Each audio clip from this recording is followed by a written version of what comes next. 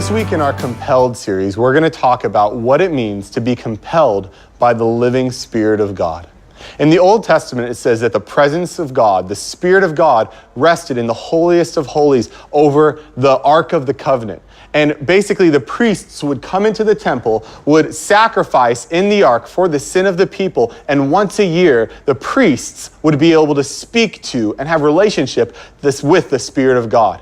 And because of the finished work of Jesus Christ at the cross, we don't have to go into the temple once a year to have a relationship with the Spirit of God, but we can have a relationship with the Spirit of God every single moment of every single day.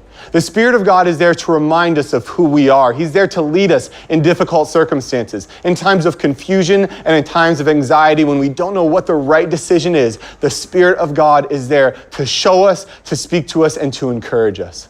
And as Christians, with the incredibly high calling on all of our lives to love and to serve this city, to love our neighbors and to build relationship with those that are lonely and on the outskirts of our society, it's the Spirit of God that reminds us of our purpose and that motivates us and inspires us to live the life that we're called to.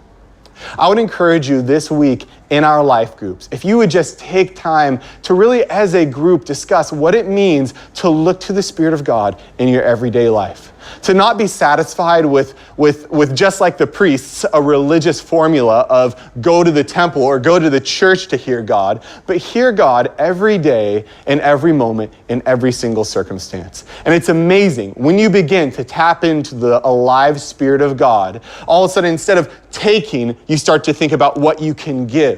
Instead of desiring people to serve us, it's amazing, our heart changes and we start looking at ways on how we can serve.